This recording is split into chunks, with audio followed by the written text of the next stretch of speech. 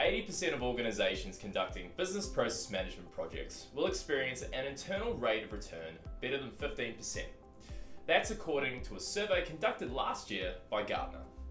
Of the 20 companies who responded to the survey, 55% had returns in the $100,000 to $500,000 range per BPM project. You may be thinking that 20 companies were not a very large number of respondents. However, we suspect that one of the reasons the number of respondents was quite small is due to the difficulty of calculating the return on investment on BPM projects. So why is calculating ROI on BPM projects so difficult? Direct ROI is reasonably straightforward to calculate, but still requires a judgment to be made on what can be directly attributed to a BPM project. Indirect ROI is much harder to quantify. This means that often the ROI on BPM projects just isn't quantified, and this is a real shame because, as Gartner reported, the returns are generally excellent. So, how do you calculate direct ROI from BPM?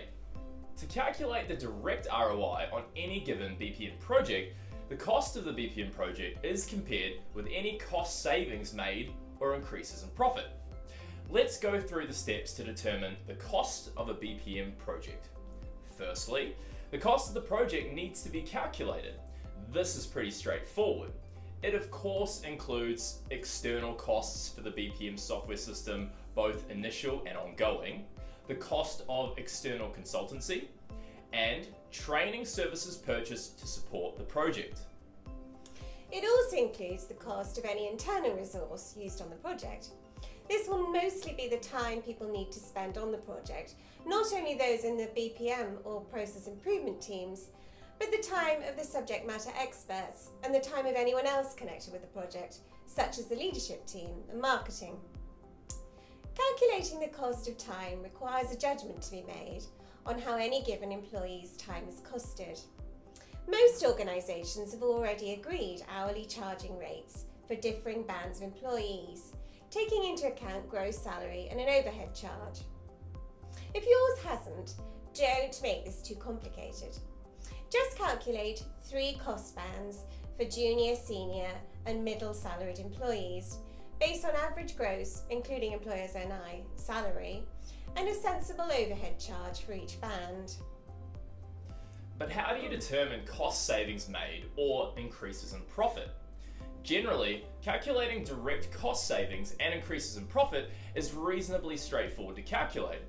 A difficulty that sometimes arises is how to agree on how much of an increase in profits, say, is attributable to a BPM project rather than to other factors. If, for example, you have used your BPM system to support your bid processes, you will be able to attribute any increases in profit to BPM. But this is all just words.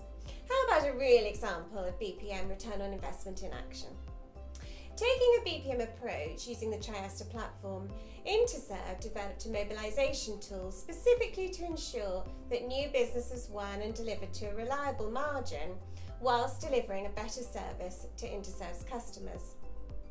For Interserve, calculating the increased profits attributable to BPM is a matter of calculating the positive impact of their mobilisation tool on cost containment and the time taken to mobilise. Possible, but this certainly needs discussion, judgment and agreement with the bid and mobilisation teams. Other Triesta customers have set up specific bid BPM systems to support large tenders. These demonstrate most effectively that they have the processes in place to support their bids and ensures that their BPM systems are ready to go as soon as they win the projects. This is particularly key for joint ventures. When it comes to direct cost reductions, these are most obviously seen by Triesta customers in a reduction in audit costs. Since 2012, Skanska UK has saved £40,000 in annual audit fees for their ISO assessment. This is an easy ROI to calculate. And then we come on to how a BPM system drives efficiency. Every time a process is improved to cut out a wasteful step, costs are saved. Every time duplication is removed from a process, costs are saved. These can be quite difficult to calculate unless your BPM system enables you to capture time, effort, resources, etc. and reports on these. One cost saving that is very difficult to calculate, but which is likely to add up to many hundreds of thousands of pounds for large organisations, is the cost saving every time an employee is able to quickly and efficiently find documentation or how to do something just by going into the BPM system. It is worth at least trying to make an assessment on this. For example, using every employee saving 15 minutes every day. It might not sound like a lot, but you'll be surprised when you see how much that adds up to over a year. This brings us to calculating indirect ROI from BPM. Indirect ROI from BPM is much harder to calculate, but the benefits should not be ignored. Indirect ROI can come from areas such as reducing risk. Reducing risk so that a quality failure is avoided and the reputation of the brand is protected could be said to be priceless. Regulatory compliance. Achieving regulatory compliance with ISO, Sarbanes-Oxley, the FCA, HFKey, or whoever regulates your industry sector obviously delivers a great deal of value. And quality. ROI can be calculated if you set out issues that might arise if quality is not improved or deteriorates. Return on investment can be one of the best arguments when making a business case for business process management. The savings in time, effort and money speak for themselves. For more information on BPM and ROI, type ROI in the search box on your blog page, and please share this video on social media if you found it helpful.